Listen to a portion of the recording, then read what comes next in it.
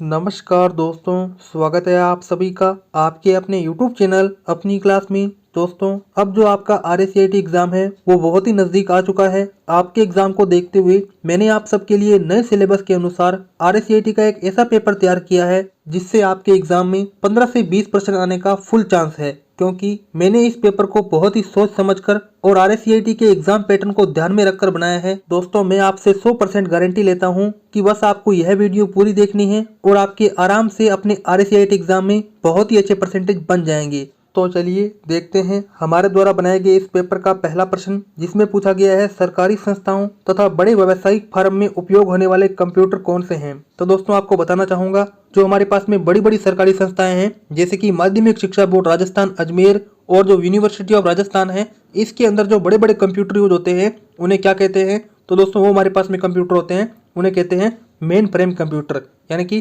पहले का correct answer होगा ऑप्शन नंबर बी। आगे हमारे पास में दूसरा प्रश्न पूछा गया है बैंकिंग उद्योग में चेक व अन्य दस्तावेजों की क्लियरिंग में काम आने वाली तकनीक कौन सी है। यानी कि दोस्तों, आपके पास में कोई एक चेक है जो कि आपको बैंक में जमा करवाना है। तो दोस्तों, आप जब बैंक में जमा कराएंगे अपना चेक, तो बैंक के जो अधिकारी हैं वो आपके चेक पर एक MICR कोड लगा होगा, उसकी जांच करेंगे। दोस्तों, इस चेक पर जो MICR कोड है, इसकी जो जांच है वो MICR मशीन करती है जो कि बैंक के अधिकारियों के पास होती है। यानी कि दोस्तों, चेक की जो क्लियरिंग में काम आने वाली तकनीक है उसे बोलते हैं MICR। दोस्तों, MICR की फुल फॉर्म होती है मैग्नेटिक इंक करेक्टर रिकॉग्निशन, यानी कि जो चेक पर करेक्टर हैं उनकी रिकॉग्निशन करती है और इस चेक को क्लियरिंग में काम करती है। आगे हमारे पास में तीसरा प्रश्न पूछा गया है की कॉम्बिनेशन और मेन्यू द्वारा कंप्यूटर को रिबूट करना क्या कहलाता है। यानी कि दोस्तों, आपको अपने कंप्यूटर को रिबूट करना है अपने कंप्यूटर के कीबोर्ड की शॉर्टकट कुंजी से।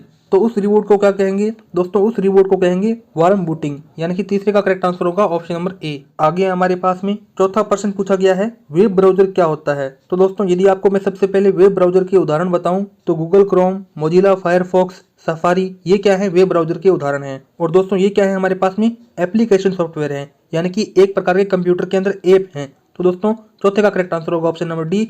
आगे हमारे पास में पांचवा प्रश्न पूछा गया है ऑनलाइन शिकायत दर्ज कराने हेतु SSO लॉगिन में कौन सा एप्लीकेशन उपयोग में आता है। यानी कि दोस्तों, मानिए आपका कोई एक अधिकारी है जो कि आपका मूल निवास नहीं बना के दे रहा है, तो अब आपको सरकार को उस अधिकारी के खिलाफ एक शिकायत दर्ज करनी है। आप क्या करेंगे, अपनी SSO में जाएंगे, यानी कि सिंगल साइन ऑन में जाएंगे और वहां पे राज्य संपर्क ऑप्शन पर क्लिक करेंगे। दोस्तों, उसके बाद में अपनी शिकायत है वो दर्ज करवा सकते हैं। यानी कि आपको ऑनलाइन शिकायत दर्ज करनी है तो आपको राज्य संपर्क ऑप्शन पर क्लिक करना होगा और आपकी जो शिकायत है वो दर्ज हो जाएगी। तो इस प्रकार से पांचवें का करेक्ट आंसर होगा ऑप्शन नंबर डी। आगे हमारे पास में छठा प्रश्न पूछा गया है GIS का पूरा नाम क्या है। यानी कि दोस्तों, आपको GIS की फुल फॉर्म बतानी है। दोस्तों, आपको सबसे पहले मैं GPS की फुल फॉर्म बताना चाहूंगा।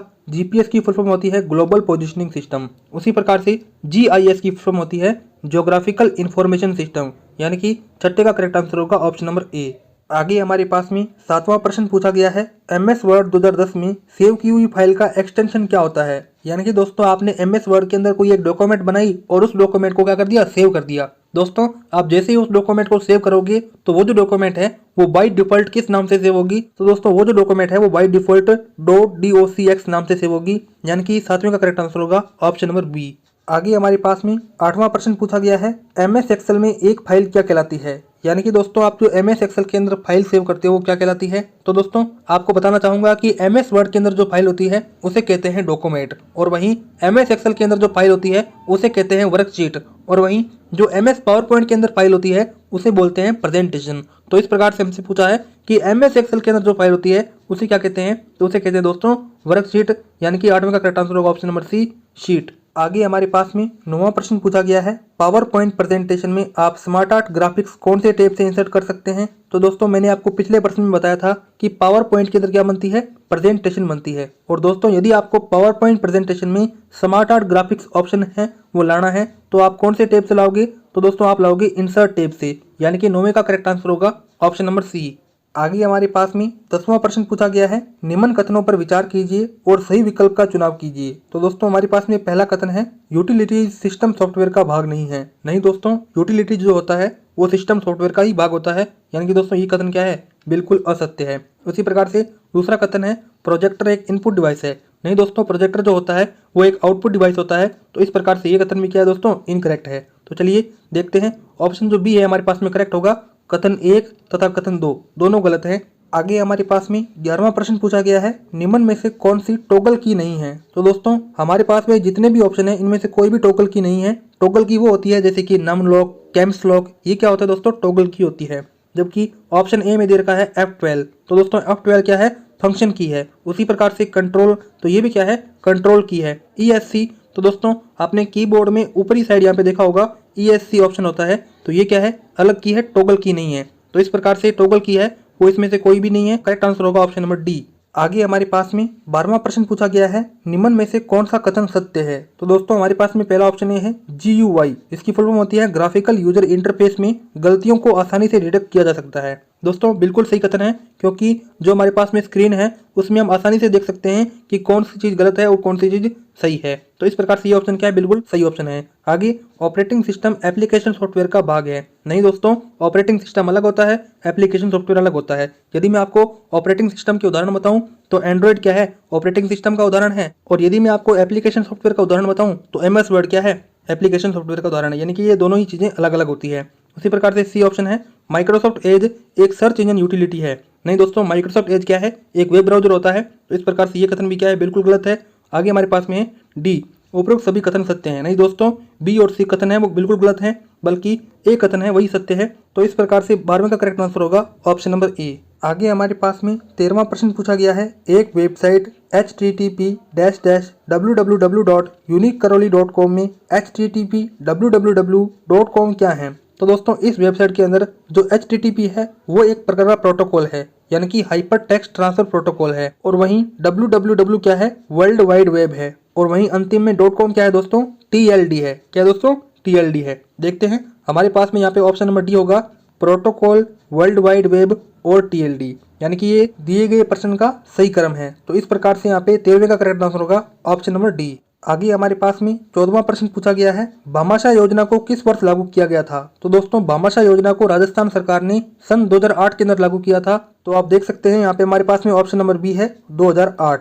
आगे चलते हैं, हमारे पास में 15वां प्रश्न पूछा गया है, आप किस नंबर को डायल करके राजस्थान संपर्क पर अपनी शिकायत दर्ज करवा सकते हैं। तो दोस्तों मैंने आपको कुछ ही देर पहले बताया था कि राजस्थान संपर्क पर हम अपनी शिकायत है वो दर्ज करवा सकते हैं, लेकिन अब आपको बताना है कि अपने मोबाइल के अंदर ही आपको किस नंबर द्वारा अपनी शिकायत दर्ज करवानी है। दोस्तों हमारे पास में वो मोबाइल नंबर है 181, यानी कि 15वें का करेक्ट आंसर होगा ऑप्शन नंबर सी। आगे हमारे पास में 16वां प्रश्न पूछा गया है, MS वर्ड में किसी कॉपी किए हुए टेक्स्ट को दूसरी जगह पर पेस्ट करने की शॉर्टकट कुंजी क्या है। तो दोस्तों आपको सबसे पहले बताना चाहूंगा कि कॉपी की शॉर्टकट की क्या होती है। दोस्तों कॉपी की शॉर्टकट की होती है Ctrl+C। उसी प्रकार से पेस्ट की होती है Ctrl+V। क्या होती है दोस्तों, Ctrl+V। और वहीं उंडो की क्या होती है दोस्तों, उंडो की होती है Ctrl+Z। और वहीं रेडो की क्या होती है दोस्तों, रेडो की होती है Ctrl+Y। और वहीं कट की क्या होती है दोस्तों, कट की होती है Ctrl+X।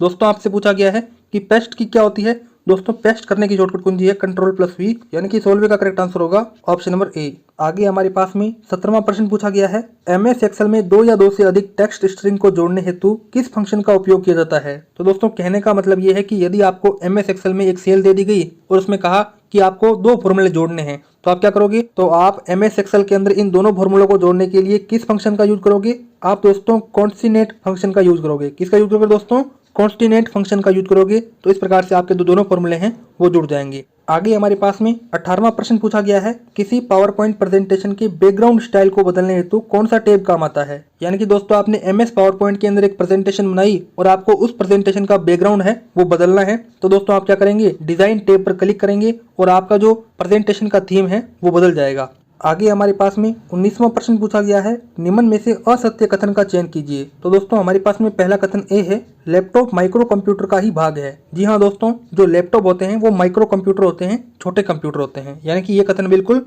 सत्य है। आगे हमारे पास में बी कथन दिया गया है, डिवाइस ड्राइवर्स सिस्टम सॉफ्टवेयर के भाग नहीं है। नहीं दोस्तों, ये बिल्कुल असत्य कथन है, क्योंकि डिवाइस ड्राइवर्स जो हैं वो सिस्टम सॉफ्टवेयर के ही भाग होते हैं। तो ये कथन क्या होगा, बिल्कुल असत्य होगा। आगे क्या है, सी कथन दिया गया है कि कंप्यूटर का IQ नहीं होता। बिल्कुल दोस्तों, कंप्यूटर का कोई भी IQ नहीं होता। जो हम इसको जानकारी देते हैं उसी जानकारी के अनुसार वो अपना कार्य करता है। तो दोस्तों ये कथन क्या है, बिल्कुल सत्य है। उसी के आगे डी ऑप्शन है, उपरोक्त सभी कथन असत्य हैं। नहीं दोस्तों, जो हमारे पास में केवल बी ऑप्शन है वही असत्य कथन है। तो करेक्ट आंसर क्या होगा दोस्तों, बी ऑप्शन। आगे हमारे पास में 20वां प्रश्न पूछा गया है, निम्न कथनों को पढ़कर सही विकल्प का चुनाव कीजिए। तो दोस्तों हमारे पास में पहला कथन एक है, इंकजेट प्रिंटर्स इम्पैक्ट प्रिंटर्स होते हैं। नहीं दोस्तों, ये बिल्कुल असत्य कथन है, क्योंकि जो इंकजेट प्रिंटर्स होते हैं वो नॉन इम्पैक्टेड प्रिंटर के उदाहरण हैं। क्योंकि इम्पैक्ट प्रिंटर के दो ही उदाहरण होते हैं, डॉट मैट्रिक्स प्रिंटर और डेजी व्हील प्रिंटर। तो दोस्तों इस प्रकार से इंकजेट प्रिंटर है वो इम्पैक्ट प्रिंटर नहीं होता। तो ये कथन क्या है, बिल्कुल असत्य है। उसी प्रकार से दूसरा कथन है, डीवीडी यानी कि digital versatile disc non volatile memory का उदाहरण है। जी हाँ दोस्तों, ये कथन क्या है, बिल्कुल सत्य है। तो इस प्रकार से पहला कथन गलत और दूसरा कथन सत्य है। तो करेक्ट आंसर यहाँ पे क्या होगा, ऑप्शन नंबर ए, कथन 1 गलत है और कथन 2 सही है। आगे हमारे पास में 21वां प्रश्न पूछा गया है, विंडोज 10 में किसी ऑब्जेक्ट का स्क्रीनशॉट लेने हेतु किस इनबिल्ट टूल का उपयोग किया जाता है। यानी कि दोस्तों आपको कंप्यूटर के अंदर विंडोज 10 दे दी गई और आपको कहा है कि किसी एक इमेज का स्क्रीनशॉट लीजिए। तो आप क्या करेंगे दोस्तों, आप विंडोज 10 के अंदर स्नैपिंग टूल ऑप्शन पर क्लिक करेंगे और आपकी इमेज का स्क्रीनशॉट है वो आ जाएगा। तो इस प्रकार से 21वें का करेक्ट आंसर होगा ऑप्शन नंबर डी। आगे हमारे पास में 22वां प्रश्न पूछा गया है, यदि आप एक मेल आईडी example1@gmail.com से दूसरी मेल आईडी example2@gmail.com को मेल भेजते हैं तो example1@gmail.com में वो मेल किस फोल्डर में सेव होगा। यानी कि दोस्तों आपने एक मेल से दूसरी मेल आईडी को एक मेल भेजा है। तो दोस्तों यदि आपको उस मेल आईडी के अंदर अपना मेल चेक करना है तो आपको सेंड मेल ऑप्शन पर क्लिक करना होगा और आपको वो मेल है वो मिल जाएगा। आगे हमारे पास में 23वां प्रश्न पूछा गया है, G2B का पूरा नाम क्या है। यानी कि आपको दोस्तों G2B की फुल फॉर्म बतानी है। दोस्तों G2B की फुल फॉर्म होती है गवर्नमेंट टू बिजनेस। तो इस प्रकार से 23वें का करेक्ट आंसर होगा ऑप्शन नंबर सी। आगे चलते हैं, हमारे पास में 24वां प्रश्न पूछा गया है, EPDS का पूरा नाम क्या है। तो दोस्तों EPDS का पूरा नाम होता है इलेक्ट्रॉनिक पब्लिक डिस्ट्रीब्यूशन सिस्टम। तो इस प्रकार से 24वें का करेक्ट आंसर होगा ऑप्शन नंबर बी। आगे हमारे पास में 25वां प्रश्न पूछा गया है, MS वर्ड में पेज मार्जिन सेट करने का विकल्प किस टैब में होता है। यानी कि दोस्तों आपको MS वर्ड में एक पेज लेना है और आपको वो जो पेज है वो अलग अलग टाइप में लेना है, जैसे कि लैंडस्केप भी लेना है, पोर्ट्रेट भी लेना है। तो दोस्तों हम इन लैंडस्केप और पोर्ट्रेट पेज मार्जिन को MS वर्ड में कहते हैं पेज लेआउट या पेज ओरिएंटेशन। तो इस प्रकार से 25वें का करेक्ट आंसर होगा ऑप्शन नंबर बी। आगे हमारे पास में 26वां प्रश्न पूछा गया है, MS एक्सेल में सॉर्ट तथा फिल्टर का ऑप्शन क्रमशः किस टैब में होता है। तो दोस्तों सॉर्ट जो ऑप्शन है वो भी डाटा में होता है और फिल्टर ऑप्शन है वो भी डाटा में होता है। तो इस प्रकार से 26वें का करेक्ट आंसर होगा ऑप्शन नंबर सी। आगे हमारे पास में 27वां प्रश्न पूछा गया है, स्लाइड शो के दौरान एक स्लाइड से दूसरी स्लाइड पर जाने पर जो एनिमेशन प्रभाव होता है उसे क्या कहते हैं। यानी कि दोस्तों आपने MS पावर पॉइंट के अंदर एक प्रेजेंटेशन बनाई जिसके अंदर कई स्लाइडें हैं। क्या दोस्तों, कई स्लाइडें हैं। तो दोस्तों अब उसमें जब एक स्लाइड से दूसरी स्लाइड पर जाएंगे तो एनिमेशन प्रभाव होगा वो हो गया होगा स्लाइड ट्रांजिशन। तो इस प्रकार से 27वें का करेक्ट आंसर होगा ऑप्शन नंबर डी। आगे हमारे पास में 28वां प्रश्न पूछा गया है, दुनिया का सबसे पहला सुपर कंप्यूटर कौन सा था। तो दोस्तों दुनिया का जो सबसे पहला सुपर कंप्यूटर था उसका नाम था CDC 6600 और दोस्तों भारत का जो सबसे पहला सुपर कंप्यूटर था उसका नाम था परम। और वहीं जो भारत का सबसे पहला जनरल कंप्यूटर था, सामान्य कंप्यूटर था, उसका नाम था सिद्धार्थ। तो यहाँ पे आपसे पूछा है कि दुनिया का सबसे पहला सुपर कंप्यूटर कौन सा था, तो वो था CDC 6600 यानी कि 28वें का करेक्ट आंसर होगा ऑप्शन नंबर ए। आगे हमारे पास में 29वां प्रश्न पूछा गया है, निम्न में से कौन सा इनपुट आउटपुट डिवाइस का उदाहरण नहीं है। तो दोस्तों हमारे पास में पहला ऑप्शन ए है फैक्स मशीन। तो दोस्तों ये क्या होती है, इनपुट आउटपुट डिवाइस का उदाहरण होती है। उसी प्रकार से प्रिंटर क्या है, आउटपुट डिवाइस का उदाहरण है और वहीं स्कैनर क्या है, इनपुट डिवाइस का उदाहरण है। उसी प्रकार से मॉडेम भी क्या है, इनपुट आउटपुट डिवाइस का उदाहरण है। लेकिन दोस्तों प्लॉटर क्या है, किसी भी प्रकार का इनपुट आउटपुट डिवाइस का उदाहरण नहीं है। तो इस प्रकार से 29वें का करेक्ट आंसर होगा ऑप्शन नंबर सी। आगे हमारे पास में 30वां प्रश्न पूछा गया है, विंडोज 10 में गेम डाउनलोड करने हेतु कौन सा इनबिल्ट फीचर का उपयोग होता है। यानी कि दोस्तों आपको कंप्यूटर के अंदर विंडोज 10 दी गई और आपको कहा है कि PUBG या फिर फ्री फायर डाउनलोड करो। तो आप कहां जाएंगे दोस्तों, तो आप कंप्यूटर में दी गई विंडोज स्टोर में जाएंगे और उस गेम को डाउनलोड कर लेंगे। यानी कि दोस्तों जिस प्रकार से मोबाइल के अंदर प्ले स्टोर होता है उसी प्रकार से विंडोज 10 में क्या होता है, विंडोज स्टोर होता है। तो इस प्रकार से 30वें का करेक्ट आंसर होगा ऑप्शन नंबर बी। आगे हमारे पास में 31वां प्रश्न पूछा गया है, निम्न में से कौन सा ईमेल मैसेज का भाग नहीं है। यानी कि दोस्तों आपने कोई एक ईमेल मैसेज है वो किसी दूसरे व्यक्ति को भेजा है, तो ईमेल मैसेज के अंदर क्या क्या चीजें होंगी। पहला क्या होगा, ईमेल के अंदर मैसेज बॉडी होगी और वहीं मैसेज हेडर भी होगा, मैसेज एनवलप भी होगा। आगे हमारे पास में 32वां प्रश्न पूछा गया है, भामाशाह योजना के संदर्भ में DBT का पूरा नाम क्या है। यानी कि दोस्तों आपको DBT की फुल फॉर्म बतानी है। दोस्तों DBT की फुल फॉर्म होती है डायरेक्ट बेनिफिट ट्रांसफर। यानी कि 32वें का करेक्ट आंसर होगा ऑप्शन नंबर सी। आगे हमारे पास में 33वां प्रश्न पूछा गया है, निम्न में से असत्य कथन का चयन कीजिए।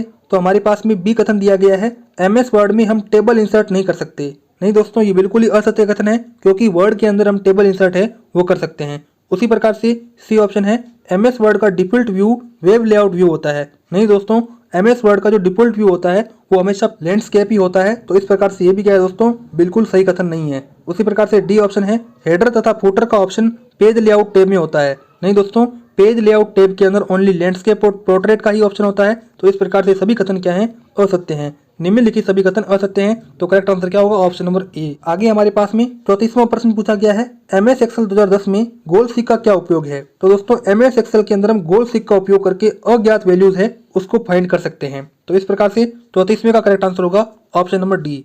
आगे हमारे पास में 35वां प्रश्न पूछा गया है, पावर पॉइंट प्रेजेंटेशन में करंट स्लाइड से स्लाइड शो शुरू करने हेतु किस शॉर्टकट कुंजी का यूज करेंगे। यानी कि दोस्तों आपने MS पावर पॉइंट के अंदर एक प्रेजेंटेशन बनाई जिसमें कई स्लाइडें हैं, आप क्या हो तीसरी स्लाइड पर खड़े हो, यहीं से आपको क्या करनी है, स्लाइड शो शुरू करनी है। तो दोस्तों आपकी शॉर्टकट कुंजी का उपयोग करेंगे, आप Shift+ F5 कुंजी का उपयोग करेंगे और आपकी जो स्लाइड शो है वो शुरू हो जाएगी। तो इस प्रकार से 35वें का करेक्ट आंसर होगा ऑप्शन नंबर बी।